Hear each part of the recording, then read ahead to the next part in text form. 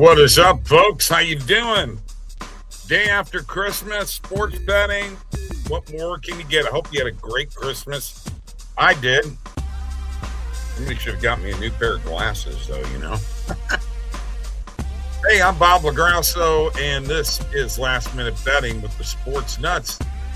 We got some holiday bets today, and we're going to be looking at sharp money today. Check out sharp money from OddsJam. OddsJam is the premier odds comparison company for sports bettors worldwide. Get up here on YouTube, like and subscribe. And here's what you get. You're going to wind up checking out the link in the description of this video, this show, and the sharp money link. We're going to be checking it out. Probably not a lot today, but we'll look for the weekend and see if there are any plays out there. Mike is with me. It's not going to be a long show. We'll do the best we can today. Thanks for joining us. And, boy, those games yesterday sucked, didn't they? Yeah, I mean, not the greatest. I guess it depends how you look at it, but Detroit officially eliminated. Denver got a win, another one-score win. They got the job done, but Kansas City definitely pushed them, to their limits here. Not the greatest of games, but again, I guess it depends how you look at it and what you had betting wise. Maybe you loved it, Right. Okay, so here's what I'm going to do. I'm just going to go right into sharing my screen. We're live on YouTube. We're live on Facebook. We're live on X. Please join us here. Like and subscribe on YouTube. I'm using my negative cross market filter that I put in here for sharp money, and what it has is we've taken the cross market, instead of it being at 0, we've knocked it all the way down to 3%. Would like to get it down to 5%. Working on trying to maybe get that done at some point in time. But it looks like a lot of money in Florida International plus 6.5, meaning the play is UTSA tonight, $18,163 worth of liquidity on that. That is definitely a play that I would be looking at adding tonight. It's been very good in college football, and I like it. I like it a lot. Now, I'm also going to change my date and do next 24 hours, see what kind of results we have. Looks like a lot of soccer BS going on right now. Yeah, it looks like some people, as Randall said, they're probably trying to arb alternate lines. So let's stay away from that one. And let's go back to, let's go back to our main and alternate market, which will be 0%. Let us look at tomorrow real quick. I want to see if there's anything that is popping up tomorrow at all.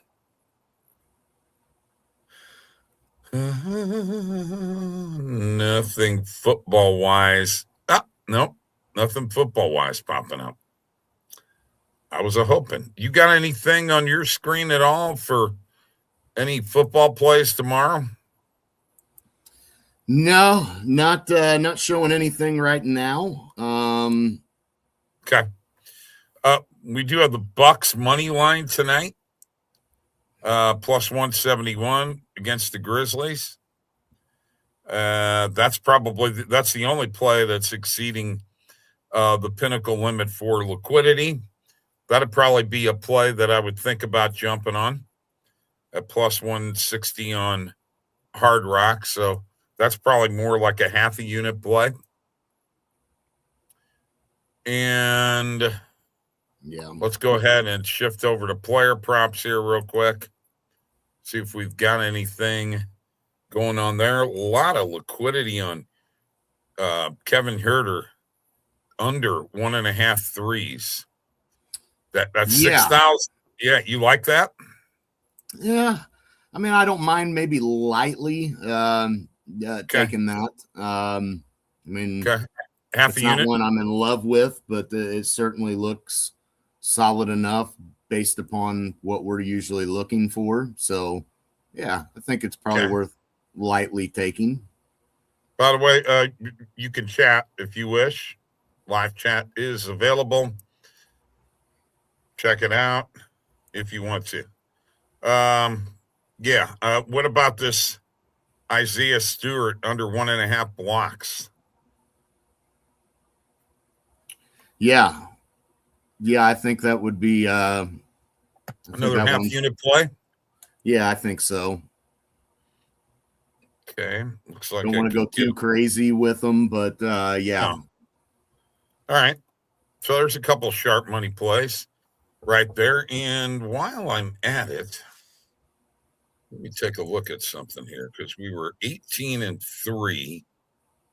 And all right. So all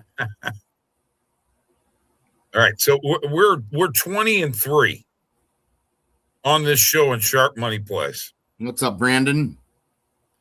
So we got 4 here today. UTSA -6.5 tonight. Tomorrow. Oh no, tonight. Milwaukee money line, or as I always like to tell people, take the spread too. Take the points. Herder under 1.5 threes, and Isaiah Stewart under 1.5 player blocks. And that's what I've got for sharp money right now. Thought I'd throw a few of those plays out there since they've been on such a good streak. Let's try to keep it going. We got 4 more tonight. Yeah. And let's see what's happening. In the meantime, I'm sure Brandon would like us to throw a parlay together, but I hate to throw one together that is going to lose. I mean, all we got is NBA tonight, one college football game. Yeah. Yeah, not a ton of action. I mean, there's certainly some NBA games here, but I'm looking here and seeing if anything really stands out to me that I like offhand.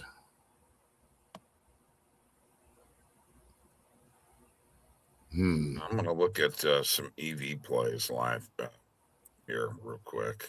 That's fine. Yeah, there's just nothing that I'm real crazy about in the NBA tonight. I got to be honest with you.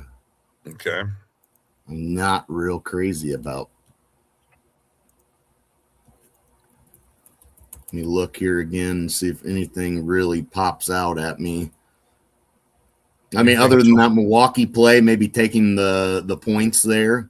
Okay. Well, I think we like that, but after that, I just don't see anything that's really catching my eye that I like. Brandon, I hope somebody got Bobby a better internet connection for Christmas. Actually, I did that on my own. I got a new router, and ever since I got the new router, I haven't been having any trouble. So, yeah, the new router has helped out a lot. Thanks. Appreciate that. Funny guy you are. So you know what? This over 250.5. Let's see if we can find a 249.5. No. I found it. God darn, I'm good. Over 249.5. Hang on a second. Let's add that to a parlay. And we're looking at Milwaukee. Let's go to sports. Let's go to NBA. And let's find Milwaukee. And let's see, 4.5. Pretty well where we're going to go. The most books have 4.5. Let's see what that gives us. Plus 290, little 2-leg NBA parlay. One positive EV play, and one, believe it or not, that is sharp money took us to this. So Hard Rock plus 290. Let's hit it. Yeah, I mean, I guess you could always add that Florida International play too if you wanted to add a third leg. That was a Well, sharp money play. it's actually a UTSA play.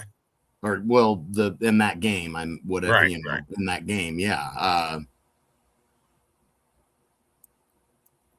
That could be one worth looking at too. But either way, we Yeah, can they stick went with all the way to 6.5. That's now -7.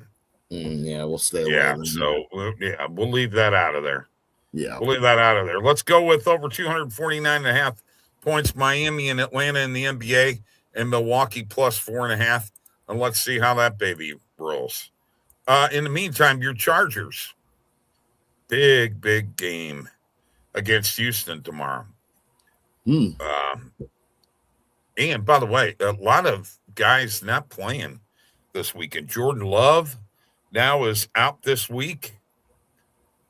And some other players too. I guess New England is got quite a few players out, like 4 or 5. So that time of the year, flip of the coin when you're betting some of these games now.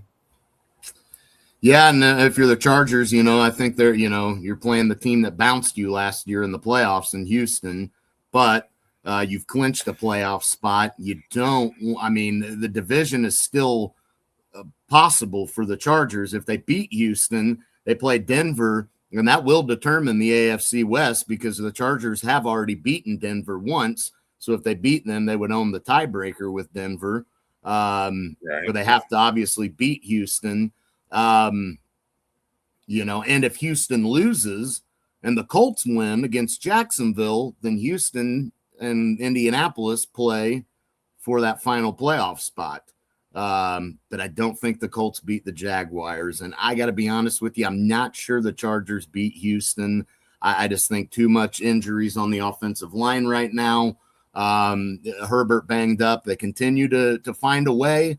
They're winning games, yes, but Houston's defense is really, really good. And I do worry about that aspect for the Chargers because we know how good that defense can be. They're very good. So, and if you're the Chargers, it's not a must-win game for you. You're already in the playoffs. Certainly, you would like the division, but you don't want to risk Herbert getting hurt worse. There's just a lot of factors going into that game. If you're the Chargers, you want to be careful for sure. Whereas Houston technically doesn't have a playoff spot clinched yet. So that game is extremely important for them. And if they lose that game, they allow Indianapolis to control their own destiny, because if Indianapolis were to beat Jacksonville and then beat Houston, they'd make the playoffs. But I don't see that happening, obviously. So I think Houston gets it done tomorrow, and I like Houston to win that game, to be honest with you. I know there's a revenge factor for the Chargers with last year, but this team's banged up right now, and I think that a desperate Houston team would like to just go ahead and take care of business and get their spot clinched. Jim Harbaugh, by the way, I want to point this out, with Stanford in Michigan, he had 11 win seasons, or 11 or more wins. With San Francisco, he had an 11-win season, maybe a 12-win season there, or 13, can't really remember. And now with the Chargers, another 11-win season. 144-52 college record for Harbaugh, and then his record in the NFL, which going in to this year, I think was 44-19. He's actually 66-29-1 as an NFL head coach. And let's see, what did I just read about getting to 50 wins? I saw it somewhere. Ranking 5th all time for coaches with 50 plus games. His winning percentage, 695. That's 5th all time for coaches with 50 plus games coached at the NFL level. So you know what? He's pretty damn good. Yeah, he's a very good coach. No doubt about it. can really turn an organization around. We saw him do it with San Fran. San Fran wasn't very good when he came there. They weren't what he built them to be. And then, of course, we've seen what he's done with the Chargers. We know what he can do in college. He's a very good head coach. No two ways about it. Unfortunately for them, it's just going to be too much with the injuries they have, man. It's just a bummer for them, but you got to give them credit. They're 11-4 despite all that. So, it's next man up mentality. And that's been the case for them. So you got the running back too. Hampton's back. And you know what? If you look at his stats, Mike, when he's played, he's been pretty darn good. Well, he's going to have to be, because Herbert is going to have to not be forced to drop back and throw with the injury he's playing through. So while he can still be consistent and he still can clear, because it's not his throwing hand, but still, you want to be careful with that. And I think he's continued to get better with playing with that broken hand. And now I think he's feeling as comfortable as he can be. And it doesn't appear that he's re-aggravated it severely or anything like that. But it just takes one play, so right. You certainly are going to have to rely on Hampton running the football heavily. And Vidal did good when he was in there at times too. You got, he did pretty decent. He's hurt too. now. But yeah, he's hurt, and Hampton. Right. So let me tell you about Amarian. All right, 110 rushing attempts, 516 yards in 8 games, 4.7 yards per carry, 3 touchdowns, and he's caught 24 passes coming out of the backfield. Mm-hmm. So you know what? That's not half bad. No, he's been a great draft pick so far for them. He's had the injury, but when he's produced enough. You got to be happy with that. I don't think that they were. Obviously the Chargers were expecting to be a lot healthier than they are, so that changes things, because now it's easy to key in on Hampton because as efficient as Herbert can be, you have to be careful with that broken hand that he's got. So so they have to rely on that running game a decent amount. Hampton with 24 catches, and it looks like 161 yards receiving. So 677 total yards from scrimmage. A 17 game average would have him at 1,439 yards from scrimmage.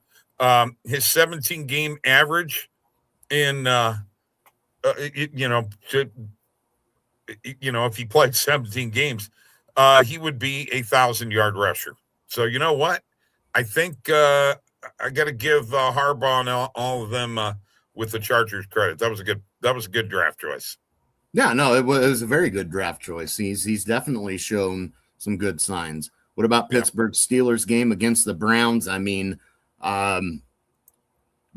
only thing Myles Garrett's playing for that sack record, obviously. So you wonder if maybe he's going to try to wreak havoc.